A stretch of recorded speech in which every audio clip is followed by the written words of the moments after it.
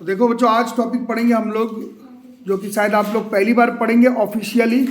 Unofficially ये word हम लोग सिर्फ फिजिक्स केमिस्ट्री छोड़ो बायोलॉजी में भी सुनते आए हैं, है ना। ये वर्ड ऐसा नहीं है आयंस जो कि आज आप पहली बार सुन रहे हैं, बट ऑफिशियली पहली बार हम लोग इस चैप्टर में देखेंगे आयंस के बारे में। ठीक, तो एक चीज जो लोग ऑफलाइन चाहे ऑनलाइन मोड पर पढ़ रहे हैं, एक चीज थोड़ा ध्यान रखना, आयंस जो आपके चैप्टर 3 में दिया हुआ है उसमें बहुत सारे कॉन्सेप्ट का इस्तेमाल चैप्टर 4 का किया हुआ है। अब इस एक 2 मिनट का टॉपिक है, किताब में आप लोग देख रहे हो आधा पेज में दिया हुआ है, इसके लिए हम लोग पूरा चैप्टर 4 तो अभी नहीं पढ़ेंगे।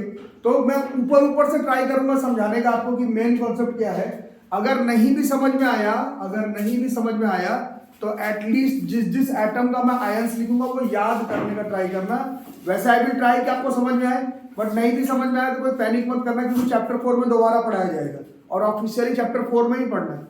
बट अभी तो आपको देखना पड़ेगा आयंस क्या होता है। तो उसके पहले कल और परसों आप लोग 2 टॉपिक पढ़े जो कि इस चैप्टर का नाम है, एक था एटम्स और कल आप पढ़े हो मॉलिक्यूल्स। ये थोड़ा ध्यान से हम लोग सुनेंगे समझेंगे कि atoms and molecules are electrically neutral. Atom हो चाहे मॉलिक्यूल्स हो, वो इलेक्ट्रिकली न्यूट्रल होता है।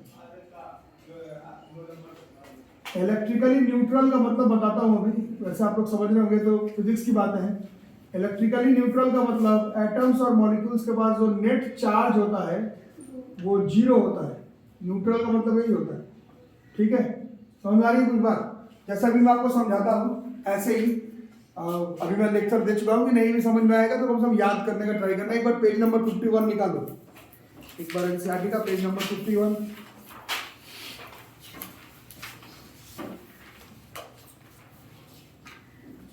निकालिए। टेबल पेज नंबर 51 में है ना?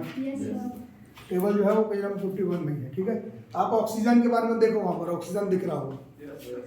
और कल आपको एक होमवर्क भी दिया गया था कि एटॉमिक नंबर और एटॉमिक मास याद करके आने के लिए। फिर एक चीज समझाया गया था कि एटॉमिक मास तो तुमको इस चैप्टर में समझा दिया गया, एटॉमिक नंबर इस चैप्टर में नहीं अगले चैप्टर में, बट याद तो करके आने के लिए बोला गया। ऑक्सीजन देखो पेज नंबर 51 में, देखो ऑक्सीजन एक आपको एटम दिख रहा होगा, इसका एटॉमिक नंबर जो है वो 8 दिया हुआ होगा। ये ऑक्सीजन का एटम है,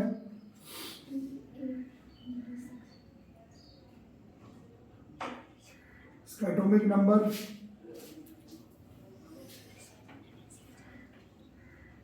8 है ना। अब एटॉमिक नंबर के बारे में हम लोग पढ़े ही नहीं, एटॉमिक नंबर चैप्टर 4 में पढ़ना था, इसलिए बस अभी समझने का हल्का सा ट्राई करना, नहीं समझ में आया तो चैप्टर 4 पे बिल्डअप किया जाएगा। ठीक है, अब देखो आपके पास टेबल है, उसमें देखो इसमें नंबर ऑफ इलेक्ट्रॉन दिख रहा होगा, इसमें देखो गिन के देखो, लिखा ही हुआ होगा, वैसे 8 होगा, दिख रहा है। और नंबर ऑफ प्रोटॉन देखो। और अभी हम लोग इलेक्ट्रॉन प्रोटॉन के बारे में पढ़े नहीं, चैप्टर 4 में पढ़ना है। Structure of atom J Thomson electron के बारे में पढ़ा है और ई गोल्डस्टीन प्रोटॉन के बारे में, तो चैप्टर 4 में देखेंगे। बट अभी हमारा एक छोटा सा टॉपिक आयंस, उसको तो क्लियर करना ही पड़ेगा, है ना। तो ये एक ऑक्सीजन का एटम है, इसके पास 8 इलेक्ट्रॉन है, 8 प्रोटॉन है। इलेक्ट्रॉन के ऊपर निगेटिव चार्जेस होता है, कैसे होता है, क्यों होता है, वो चैप्टर 4 में बताऊंगा, अभी सिर्फ आयंस याद करना है। और प्रोटॉन का संख्या, प्रोटॉन के ऊपर पॉजिटिव चार्ज होता है, इसमें भी 8 है। तो ये -8 और +8, इसका नेट चार्ज कितना हो गया, ये 0। कुछ आई बात समझ में? तो यही अभी बताया जा रहा है कि कोई भी एटम आप कंसीडर करें या फिर कोई भी मॉलिक्यूल, उसका नेट चार्ज कितना होता है, उसका नेट चार्ज जो होता है वो 0 होता है। इसमें कोई दिक्कत किसी को? दिक्कत किसी का भी? कोई भी एटम हमेशा कैसा होता है, कोई भी एटम हमेशा इलेक्ट्रिकली न्यूट्रल होता है। समझ में आ रहा है? बाउंस कर रहा है, आ रहा बाउंस कर रहा है। अब थोड़ा सुनना, इसके बाद वाला टॉपिक हो सकता है आपको बाउंस कर जाए, तो तब से मैं 15 बार बोल चुका हूँ, बाउंस कर भी जाए तो याद करने का ट्राई करना होगा। ठीक है, देखो अब क्या होगा।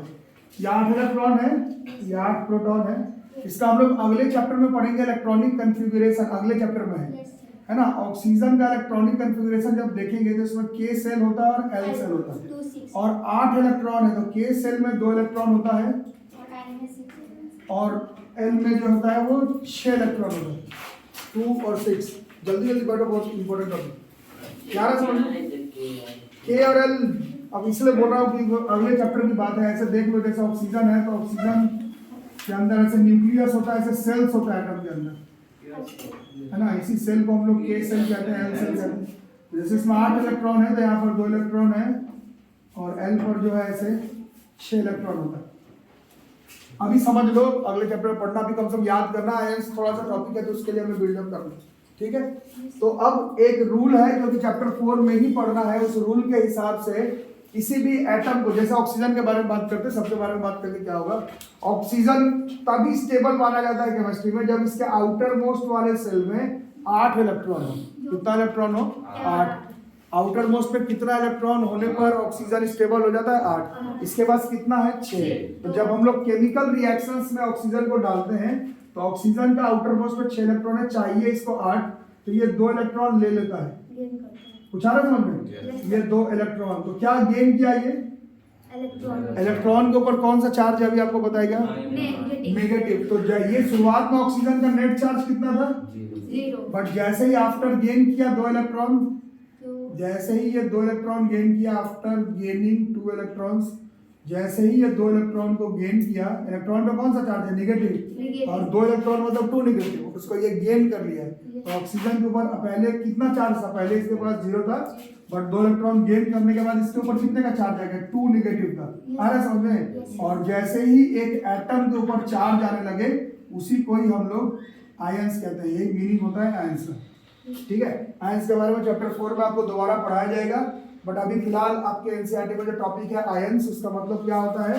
तो एटम्स और मॉलिक्यूल्स तो इलेक्ट्रिकली न्यूट्रल होता है, बट जैसे ही केमिकल रिएक्शन में एक एटम और मॉलिक्यूल टेक पार्ट करता है तो उसको इलेक्ट्रॉन लेना या फिर देना पड़ता है, नहीं तो फिर केमिस्ट्री किस बात का है ना। हर एटम जिसके बारे में आप जानते हैं या फिर जिसके बारे में पढ़ेंगे, वो जब भी केमिकल रिएक्शन में जाता है तो या तो उसको इलेक्ट्रॉन लेना पड़ता है या फिर इलेक्ट्रॉन देना पड़ता है। पहले इलेक्ट्रिकली न्यूट्रल रहता है, बट इलेक्ट्रॉन लेने या फिर देने के चक्कर पर उसके ऊपर क्या आ जाता है? उसके ऊपर आता है चार्ज, और एटम जिसके ऊपर चार्ज आ जाए उसी को हम लोग कहते हैं ions. Atom are electrically neutral, but atom के ऊपर अगर चार्ज आ जाए तो उसी को हम लोग कहते हैं आयंस। पैरी लाना बंद करो। कुछ आया बात समझ रहे हैं या फिर बाउंस कर गया? जो लोग लेट आए उनको बाउंस कर गया होगा, ऐसे फिर लेट 7:25 से थोड़ी ट्यूशन, ठीक है। कुछ आया समझ में? ठीक है, क्या समझे? एटम्स हमेशा, एटम्स एंड मॉलिक्यूल्स हमेशा क्या होता है? Electrically neutral. बट उसको रख के क्या करोगे? चार्ट डालोगे। केमिस्ट्री के क्लास में हो, जो भी एटम्स और मॉलिक्यूल्स, उसका काम ही है केमिकल रिएक्शन में टेक पार्ट करना। और जब वो एटम केमिकल रिएक्शन में टेक पार्ट करता है तो केमिकल रिएक्शन में टेक पार्ट करने के लिए उसको इलेक्ट्रॉन लेना या फिर देना पड़ता है। चैप्टर 4 में पढ़ाया जाएगा कि क्यों ही इलेक्ट्रॉन लेना देना पड़ता है। तो वो थॉमसन का मॉडल और रदरफोर्ड का मॉडल और बोर का मॉडल तो चैप्टर 4 में है। अभी आप फिलहाल ऐसे देखें कि एक एटम और मॉलिक्यूल इलेक्ट्रिकली न्यूट्रल होता है, और जैसे ही केमिकल रिएक्शन में डालोगे एटम मॉलिक्यूल को तो वो इलेक्ट्रॉन लेगा या फिर देगा। इलेक्ट्रॉन लेने या फिर देने के चक्कर में एटम के पास आ जाता है चार्ज, और ऐसे एटम्स जिसके ऊपर चार्ज होता है, 7.5 बजे ट्यूशन नहीं है, ऐसे एटम्स जिसके ऊपर चार्ज होता है वैसे एटम को ही हम लोग आयंस कहते हैं। कुछ भी आया समझ में या फिर बाउंस कर गया? ठीक है, एक और एग्जांपल से समझने का ट्राई करेंगे, एक और एग्जांपल के थ्रू समझने का ट्राई करेंगे। अपने टेबल में ही देखो, अपने टेबल में मैग्नीशियम को खोजो, एटॉमिक नंबर 12 होगा, खोजो एक बार। दिख रहा है? मैग्नीशियम को एक बार देखो, उसके बाद में लिखवा दो। मैग्नीशियम मिल गया क्या? याद नहीं भी है तो चलेगा, देख के ही बताओ। मैग्नीशियम का एटम, इसका एटॉमिक नंबर आप लोग देख रहे होंगे 12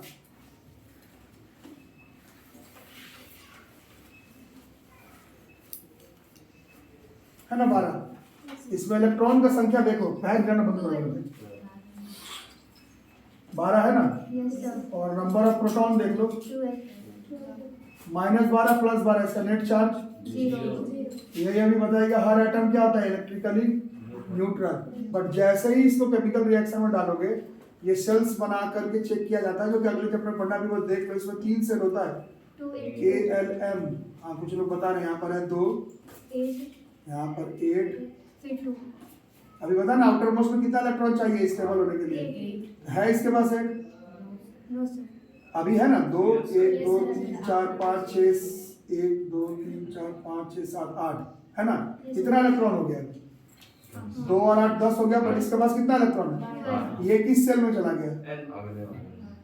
L नहीं है, ये K है, ये L है, चलो ये M है, ठीक है। इससे तुम्हें मतलब नहीं है, अभी बस याद करना।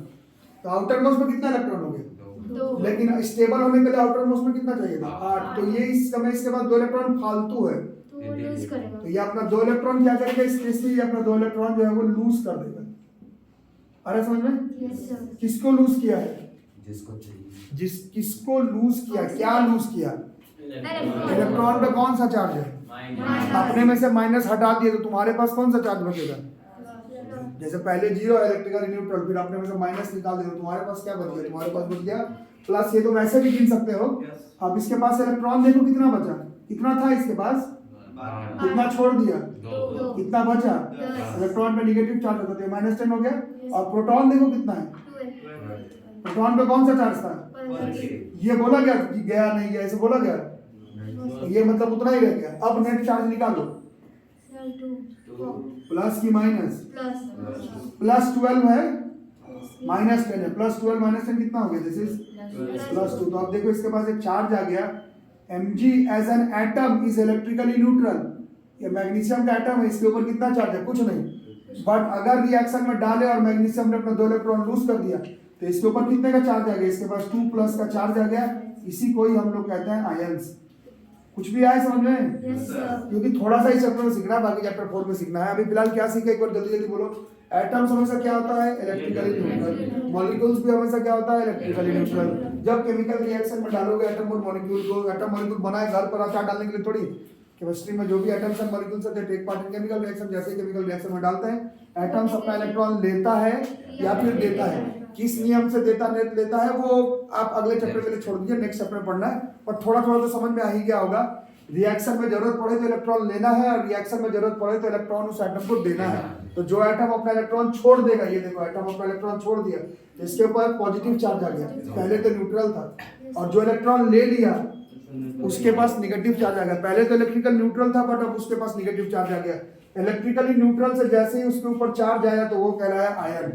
इलेक्ट्रिकली न्यूट्रल से जैसे ही उसके ऊपर चार्ज आया तो वो कहलाया आयन। इसी को हम लोग आयंस कहते हैं। एटम्स जिसके पास चार्जेस है उसको हम लोग कहते हैं आयंस। वो एटम जो इलेक्ट्रॉन छोड़ दे उस पर आता है पॉजिटिव चार्ज। वो एटम जो इलेक्ट्रॉन ले ले उसके पास आता है नेगेटिव चार्ज। नेगेटिव वाले को अलग से हम लोग कहते हैं अनायन। अभी लिखवाऊंगा अभी मैं, ठीक है। और पॉजिटिव वाले को हम लोग कहते हैं अलग से, ये this is known as cations. At least इतना आपको जानना है इस चैप्टर में, बाकी अगले चैप्टर में जानना है। अगले चैप्टर तक आते आते आपको निकालने का भी जरूरत नहीं पड़ेगा, आप खुद ब खुद कर लेंगे। बट फिलहाल तो एनसीईआरटी में आयंस किस पेज में दिया हुआ था? जल्दी से निकालो, पेज नंबर क्या था? तो 36 में आप लोग देख रहे होंगे कि ये आधे पेज में ही दिया हुआ है, छोटा सा। तो इसका मतलब है सामने वाला आपसे कह रहा है कि चैप्टर 3 में ज्यादा नहीं, कम से कम आयंस क्या होता है पढ़ लो, बाकी नियम कानून चैप्टर 4 में पढ़ लो। फिर से बताऊं क्या क्या समझ में?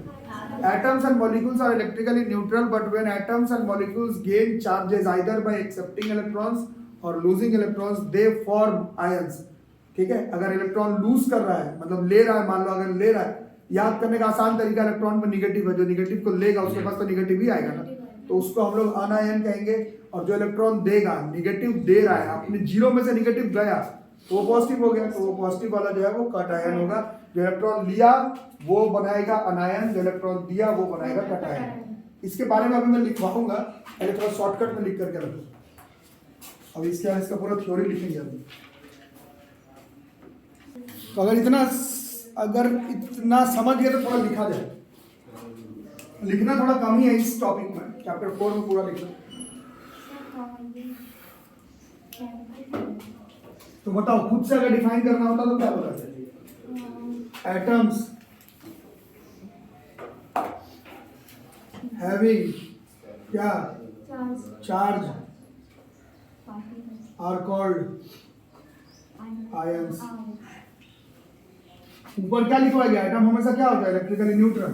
बट अगर उसके पास चार्ज है तो वो एटम बचा नहीं, उसको अब हम लोग कहेंगे आयंस। ठीक है, आयंस कैसे बनता है? आयंस आर फॉर्म्ड बाय क्या? लूजिंग और गेनिंग इलेक्ट्रॉन्स।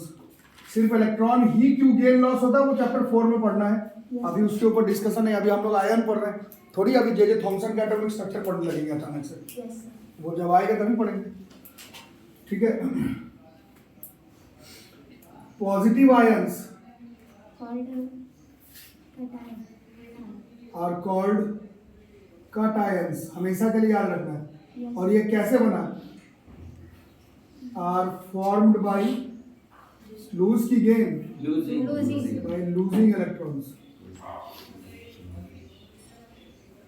अच्छा, यहाँ तक अगर समझ गए तो ये भी बता दो, ऑफिशियली तुम लोग कभी नहीं पढ़ोगे टॉपिक, बट आज थोड़ा सा बताओगे इसके बारे में। इलेक्ट्रॉन लूज कौन करता है, मेटल की नॉन मेटल? ऐसे मालूम है तो बोलो, नहीं मालूम है तो ओके।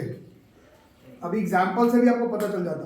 अभी जस्ट आप थोड़ी देर पहले लिखे थे, इलेक्ट्रॉन लूज हमेशा मेटल करता है। मेटल का काम ही आप लोग 7th-6th क्लास में पढ़े हैं। मेटल का काम होता है कंडक्ट करना इलेक्ट्रिसिटी। कंडक्ट करने के लिए किस चीज का जरूरत पड़ता है? कंडक्ट करने के लिए इलेक्ट्रॉन आयंस का जरूरत पड़ता है। फिजिक्स के हिसाब से, साइंस के हिसाब से बात करो तो इलेक्ट्रॉन का।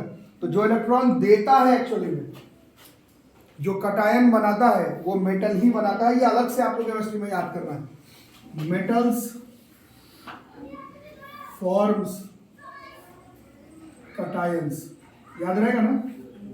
उसी तरह से negative ions are called anions. Negative ions are called anions.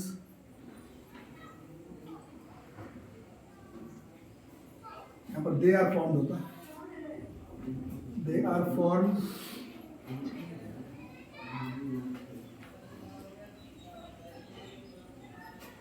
Gaining electrons. ठीक है, और कौन अनायन बनाता है? Non metals forms anions. बोलो तो दिक्कत इसमें? अच्छा, पिछला वाला जो एग्जांपल लिखवाया गया था गेन वाला और लूज वाला, वो डायग्राम बनाए हो ना? इसी का काम पड़ता है, क्योंकि अगर वो डायग्राम बनाया हो तो अब हम लोग सीधा एग्जांपल के फॉर्म में लिख सकते हैं। तो फॉर एग्जांपल, और एग्जांपल लिखते लिखते क्योंकि एक ऐसा टॉपिक है जो चैप्टर 4 का यूज हो रहा है, तो हम लोग मेक श्योर करते हैं कि सारा एग्जांपल लिख लेते हैं। जैसे एक दो एग्जांपल आपने समझने के लिए लिखता है, बट क्योंकि ऑलरेडी चैप्टर 4 का कॉन्सेप्ट है तो जितना है सबका ही एग्जांपल लिख करके हम लोग रख लेते हैं। ठीक है, तो ऐसे दिखते हैं हम लोग। जैसे सोडियम मेटल के बारे में बात करो, 281 पूरा इलेक्ट्रॉनिक कन्फिग्रेशन में लिख नहीं रहा हूँ, बट आप अपना पेज नंबर 51 निकालो और मिलाते रहो। एक बार देख लो, पेज नंबर 51 निकालो और मिलाओ। देखो पेज नंबर 51 निकालो, क्योंकि चैप्टर 4 का है ना पेज नंबर 51, तो ऑफिशियली जब चैप्टर 4 आएगा तभी लिखवाऊंगा। अभी अनऑफिशियली देखो, पेज नंबर 51 निकालो, जल्दी निकालो, जल्दी निकालो। लिखना बाद में, पेज 51 निकालो। सोडियम को देखो, सोडियम में देखो कितना है, 281 दिख रहा है क्या? Yes sir. ठीक है, दिख रहा है 281 है ना? 281 है ना उसमें लिखा हुआ। तो आउटर मोस्ट में कितना इलेक्ट्रॉन है उसके पास? तो वो एक इलेक्ट्रॉन क्या कर देगा? इतना समझते हो ना? अभी आपको बताया कि आउटर मोस्ट में 8 इलेक्ट्रॉन पर स्टेबल है, तो 2 इलेक्ट्रॉन, उसको 8 इलेक्ट्रॉन चाहिए, एक फालतू है तो वो अपना एक इलेक्ट्रॉन क्या कर देगा? छोड़ देगा। समझ में आ रहा है? और जो इलेक्ट्रॉन छोड़ता है उसमें पॉजिटिव या निगेटिव? तो Na के ऊपर जब चार्ज के बारे में बात आएगा तो Na का जो कटायन होगा वो Na+ होगा। मैं सारा ही एग्जांपल लिख दे रहा हूँ। अगर आज का क्लास में अगर आपको कुछ भी समझ में नहीं आया तो भी एटलीस्ट याद तुम्हें करना ही पड़ेगा, क्योंकि चैप्टर 3 में टॉपिक दिया हुआ है। अगर तुमको कुछ नहीं समझ में आया कौन ले रहा है दे रहा, तो भी तुमको रटना तो पड़ेगा ही पड़ेगा, और वो भी अभी के अभी रटना पड़ेगा। ठीक है, तो जो लोग बता रहे हैं आगे मैग्नीशियम का देख करके बताओ। 282, तो आउटर मोस्ट में कितना इलेक्ट्रॉन है? तो वो 2 क्या कर देगा? वो लूज, जो इलेक्ट्रॉन लूज कर दे उसके ऊपर कौन सा चार्ज? इसके ऊपर कौन सा चार्ज आएगा? इसके ऊपर 2+। आ रहा समझ में? ऐसे ही एल्यूमिनियम के बारे में देखो जल्दी फटाफट। 3, तो ये क्या करेगा? 3 इलेक्ट्रॉन इसके ऊपर कितना आ गया? जैसे Al3+। ये सब एग्जांपल्स है, आर एग्जांपल्स ऑफ कटायंस। कोई दिक्कत? ठीक है, अब थोड़ा सा वापस चलते हैं नाइट्रोजन की तरफ। चलो देखो जल्दी से नाइट्रोजन की तरफ। नाइट्रोजन एटॉमिक नंबर 7 देखो जल्दी देख। नाइट्रोजन 25 है, आउटर मोस्ट में कितना है?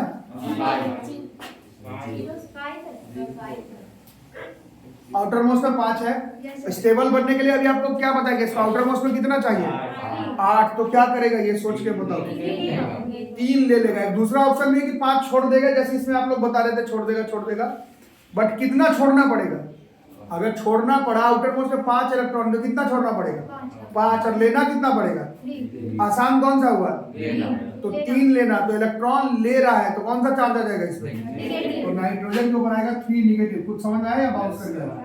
ऑक्सीजन से आ जाएगा समझ में? ऑक्सीजन देखो फटाफट, ऑक्सीजन का एटॉमिक नंबर 8, के में 2, एल में 6, आउटर मोस्ट में 6 है, क्या करेगा ये? कितना इलेक्ट्रॉन? 2 इलेक्ट्रॉन के ऊपर कौन सा चार्ज? ऑक्सीजन के ऊपर क्या बनेगा? 2 नेगेटिव। उसके बगल वाला देखो क्लोरीन है शायद, फ्लोरीन है, फ्लोरीन का एटॉमिक नंबर 9, 2, 7, क्या चाहिए होगा इसको? कितना इलेक्ट्रॉन चाहिए होगा? इलेक्ट्रॉन पर कौन सा चार्ज? इसके ऊपर कौन सा आएगा? फ्लोरीन के ऊपर माइनस, क्लोरीन के ऊपर माइनस, ब्रोमीन के ऊपर माइनस, आयोडीन के ऊपर माइनस। आ रहा समझ में? और 2 वाले में आप लोग और फिर और कुछ लिख लो। फास्फोरस देखो एटॉमिक नंबर 15, चलो देखो जल्दी। 285 बताओ, 5 है तो क्या करेगा? 3 इलेक्ट्रॉन लेगा। 3 लेने वाले के ऊपर फास्फोरस के ऊपर 3 नेगेटिव। उसके बाद सल्फर है, देख जल्दी, 16 है, 286 क्या करेगा? कितना इलेक्ट्रॉन लेगा? 2 जो लेगा इलेक्ट्रॉन लेगा उसके ऊपर 2 नेगेटिव। उसके बगल में क्लोरीन तो ऑलरेडी मैं लिख चुका, ठीक है।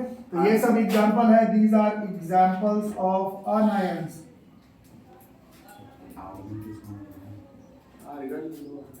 नहीं, आर्गन और नियॉन और हीलियम, इसको अंडरलाइन कर लो। अभी पेज नंबर 51 में एक बार देख लो, पेज नंबर 51 पर देखो, थोड़ा सा अंडरलाइन करो। आगे चैप्टर 4 में बताऊंगा, बट अभी अंडरलाइन करना है। पेज नंबर 51 में आर्गन को, नियॉन को और हीलियम को, हीलियम 2 नंबर पर है, दूसरा नंबर पर अंडरलाइन करो। 10 नंबर पर नियॉन है और 18 नंबर पर आर्गन है, जल्दी से अंडरलाइन करो। समझ में आ गया? अब देखो हीलियम का देखो आउटर मोस्ट में कितना है? जो पहला वाला शेल होता है हाइड्रोजन, और अभी आप लोग ये शेल बनाए थे ना, ये अभी थोड़ा पहले बनाए, उसमें आउटर मोस्ट वाले सेल में कितना इलेक्ट्रॉन दिखा है? आउटर मोस्ट वाले सेल में 2 ही इलेक्ट्रॉन का जरूरत होता है, और हीलियम के पास है 2 इलेक्ट्रॉन। तो अभी आपको क्या बताया गया था? एक एटम इलेक्ट्रिकली न्यूट्रल होता है और रिएक्शन में डालते हैं इलेक्ट्रॉन का आदान प्रदान करने के लिए, बट हीलियम को जितना इलेक्ट्रॉन चाहिए उतना उसके पास पहले से है, वो किसी के साथ रिएक्शन नहीं करेगा। हीलियम का कोई तुमसे कभी आयन के बारे में नहीं पूछेगा कि इसमें प्लस है या minus, because helium is a noble gas, helium is a inert gas, helium is a stable gas. Helium का आउटर मोस्ट इलेक्ट्रॉनिक कॉन्फ़िगरेशन में जितना इलेक्ट्रॉन उसको चाहिए उतना उसके पास है, वो किसी के साथ रिएक्शन नहीं करने वाला, ठीक है। उस जैसे 10 नंबर वाला देखो नियॉन है, उसका के में 2 है और एल में 8 है। आउटर मोस्ट में क्या बताया गया? स्टेबल बनने के लिए कितना इलेक्ट्रॉन चाहिए? 8 ही चाहिए, इसके पास 8 है। इसको किसी के साथ रिएक्शन ये नहीं करेगा, ये कोई आयन वायन बनाएगा नहीं, तुमसे कभी पूछा ही नहीं जाएगा कि नियॉन का आयन बताओ कितना होगा। समझा रहा है? उसी तरह से आर्गन को देखो 18 नंबर पर है, 288 है, देख लो सब लोग, दिख रहा है? तो इसका भी आउटर मोस्ट में जितना इलेक्ट्रॉन चाहिए इसके पास पहले से है, इसको इलेक्ट्रॉन चाहिए ही नहीं, लेना देना करना नहीं, तो कटायन एनायन में बात ही नहीं होगी। तो कभी भी तुमसे हीलियम, नियॉन, आर्गन का कटायन एनायन नहीं पूछा जाएगा। कटायन एनायन आपको इन्हीं सब का जानना है, सोडियम का, मैग्नीशियम का, एल्यूमिनियम का, नाइट्रोजन का, ऑक्सीजन का, पोटेशियम का कर सकते हो। अपने से दिमाग से थोड़ा बता दो। पोटेशियम का 18 से बाहर है, 19 है, कल आप लोग को याद करवाया गया था, बट ऐसे सोचोगे तो क्या होगा? 2881, तो आउटर मोस्ट में कितना इलेक्ट्रॉन फालतू हो गया? 1, तो ये क्या करेगा उसको, और जो इलेक्ट्रॉन लूज कर दे उसके ऊपर कौन सा चार्ज है? तो के के ऊपर लिखना ही पड़ता, तो +1 होता। उसी तरह से कैल्शियम का अगर देखते हैं तो इसका 20 है, बोलो अपने से, 2 8 8 2, आउटर मोस्ट में 2 फालतू और वो छोड़ देगा, जो इलेक्ट्रॉन छोड़े उसके ऊपर प्लस है। तो ये सब एग्जांपल आपका कटायन का है, ये सब एग्जांपल आपका अनायन का है। जो पॉजिटिव वाला है वो कटायन, जो निगेटिव वाला है वो अनायन। एटम होता है इलेक्ट्रिकली न्यूट्रल, बट उस पर चार्ज आ जाएगा तो वो बनेगा आयन। पॉजिटिव वाला आयन बना दे तो उसको कहेंगे कटायन, निगेटिव वाला बना दे तो उसको कहेंगे अनायन। निगेटिव वाला इलेक्ट्रॉन छोड़ करके होता है, नहीं, निगेटिव वाला इलेक्ट्रॉन ले करके होता है, पॉजिटिव वाला इलेक्ट्रॉन दे करके होता है। और मेटल्स जनरली इलेक्ट्रॉन छोड़ करके पॉजिटिव चार्ज बनाता है। एग्जांपल भी देख लो, सोडियम, मैग्नीशियम, एल्यूमिनियम। और नॉन मेटल वाला आप बचपन से याद किया, ऑक्सीजन, नाइट्रोजन, ये सब नॉन मेटल, ये सब देखो इसके ऊपर निगेटिव चार्जेस आ रहा है। तो दिक्कत इसमें फिर से बताऊं क्या गया? देखो फटाफट, फिर हम लोग थोड़ी सी पॉली एटॉमिक आयंस भी लिख लेंगे।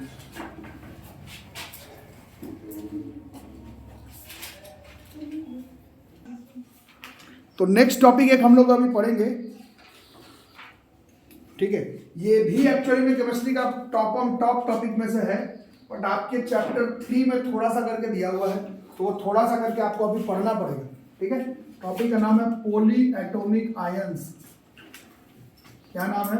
Poly atomic ions. English medium के हो, वर्ड्स को तोड़ तोड़ के बोलोगे तो भी आंसर आ जाएगा। पॉली का मतलब क्या होता है? अभी तो पढ़े हो पॉली का 2 या 2 से ज्यादा, 1 या 1 से ज्यादा भी चलता है केमिस्ट्री में, 1 या 1 से ज्यादा नहीं, 1 से ज्यादा। एटम का संख्या अगर एक से ज्यादा हो मतलब मॉलिक्यूल कंपाउंड के फॉर्म में, बट उसके ऊपर क्या आ जाए आयंस का मतलब अभी आप लोग देखें चार्ज आ जाए, एक से ज्यादा एटम जिसके ऊपर चार्ज आ जाए उसको हम लोग पॉली एटॉमिक आयंस कहते हैं। नाम से ही तो पता चल रहा है, एटम का संख्या एक से ज्यादा और उसके ऊपर चार्ज, उसी को हम लोग पॉली एटॉमिक आयंस कहते हैं। ठीक है, क्लस्टर ऑफ एटम्स कंटेनिंग, क्या बता रही है, क्या डेफिनेशन है बुक में, क्लस्टर ऑफ आयंस मैं क्या लिखा, अच्छा group of atoms group of atoms, cluster of atoms carrying charge is known as poly atomic ion. नाम से भी पता चला नहीं, एक से ज्यादा क्या होना चाहिए एटम और उसके ऊपर क्या होना चाहिए चार्ज, वैसे चार्जेस को, वैसे आयंस को हम लोग पॉली एटॉमिक आयंस कहते हैं। इसका केमिस्ट्री तो खुद का एक अनूठा केमिस्ट्री है, बट आपके क्लास में थोड़ा सा करके दिया हुआ है, तो इसके लिए शायद हमें पेज नंबर 37 निकालना पड़ेगा। देखो पेज नंबर 37, पेज नंबर 37 में एक टेबल है, पेज नंबर 37 में एक टेबल है, पेज नंबर 37 में एक टेबल दिया हुआ, टेबल का नंबर क्या है, टेबल नंबर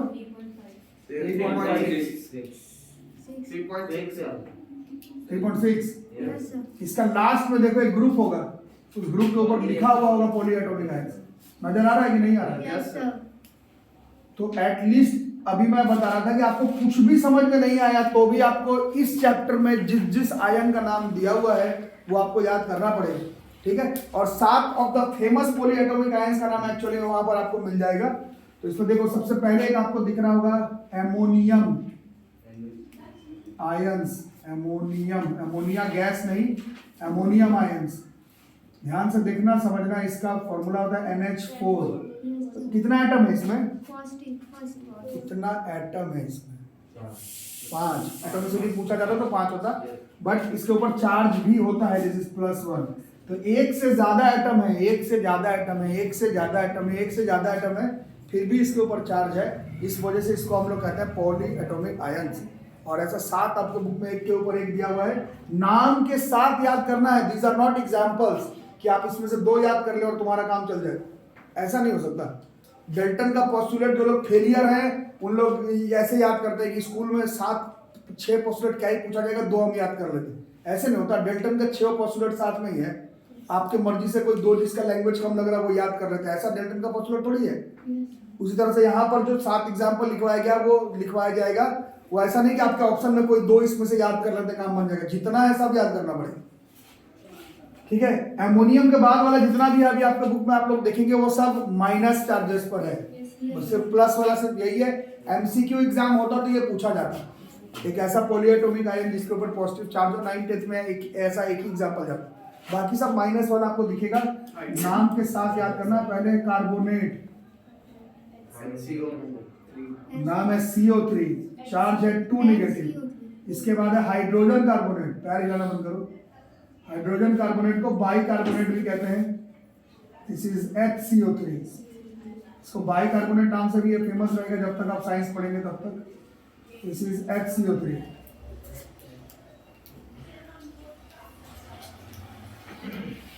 आ रहा समझ में?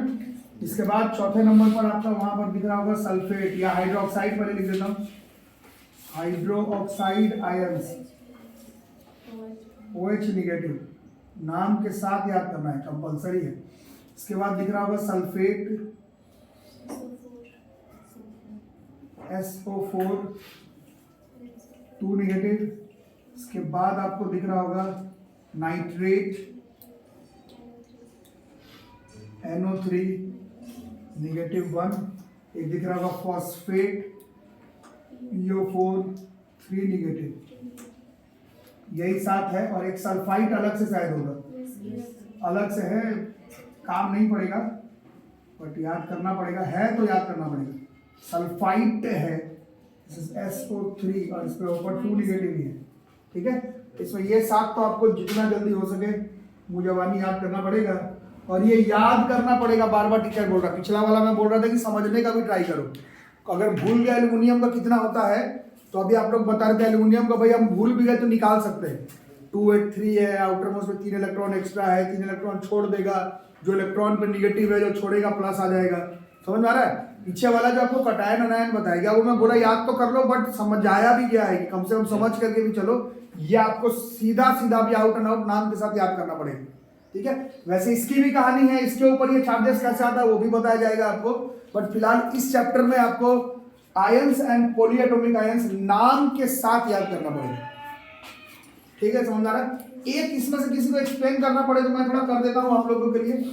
किसी एक को अगर एक्सप्लेन करना पड़े, नहीं पूछा जाएगा, आपके बुक में नहीं है, बट किसी एक के बारे में अगर हम लोग देखते तो देखो, हम लोग एमोनियम के बारे में देखो, NH4 के बारे में, ठीक है। नाइट्रोजन का भी थोड़ी देर पहले आप लोग चार्ज निकाले थे, कितना बताए थे, देखो अभी लिखे थी वो एग्जाम्पल में भी, और भूल भी गए तो खुद से निकालना भी आना चाहिए। 3 इलेक्ट्रॉन लेने वाला था, ये -3 था, अरे समझ में, अरे हाँ ना बोल भाई, है ना। अब हाइड्रोजन है, हाइड्रोजन का आउटर मोस्ट में कितना इलेक्ट्रॉन है, तो ये क्या कर देगा, 1 इलेक्ट्रॉन लेगा या दे भी सकता है, आउटर मोस्ट में एक ही है ना। अब इसमें थोड़ा सा फिजिक्स इन्वॉल्व है, माइनस के साथ माइनस चार्ज वाला रखोगे तो वो तो रिपेल कर जाएगा। इसका मतलब है इस केस में हाइड्रोजन को प्लस वाला चार्ज शो करना पड़ता है, ठीक है। और कितना हाइड्रोजन है ये, और चारों पे +1 तो कितना हो गया, अरे समझ में, -3 + 4 ये कितना हो गया, दिस इज +1। तो ऐसे ही एमोनियम का आयंस निकाला जाता है, बट इतना आसान साइंस नहीं है, इसके लिए आपको 12th क्लास तक का केमिस्ट्री पढ़ना पड़ेगा। अगर आपको दुनिया भर के सारे पॉलीएटॉमिक आयंस का चार्ज का वैल्यू कैसे आया है उसका उपाय सिर्फ 9th क्लास में नहीं मिलेगा, आपको याद करना पड़ेगा पॉलीएटॉमिक आयंस का नाम एंड चार्ज, ठीक है। तो ये हो गया ions and polyatomic ions. NH3 का आयन कैसे होगा, फिर तो गड़बड़ बात करती, फिर तो चैप्टर का डैश कर दिया आप लोग। NH3 is not an ion, क्यों नहीं होगा वो आप लोग खुद बता देंगे अभी। नाइट्रोजन के ऊपर -3 है, हाइड्रोजन के ऊपर +3 है, ये नेट चार्ज 0 हो गया, मतलब इसका नेट चार्ज 0 होने का मतलब ये आयन वायन नहीं, ये दुनिया का एक फेमस मॉलिक्यूल है। कल इसका नाम भी लिख करके गया, उसका नाम है ammonia gas. This is world famous gas में से ये मॉलिक्यूल है, this is a molecule, this is electrically neutral. ये कार्बन डाइऑक्साइड से भी फेमस गैस है। 9th क्लास का बच्चा कार्बन डाइऑक्साइड से पहले अमोनिया का फॉर्मूला बताता है। Ammonia is a very famous gas, ये मॉलिक्यूल है, ये आयन नहीं है। आयन ये है जो बोर्ड पर आपके सामने लिखवाया गया।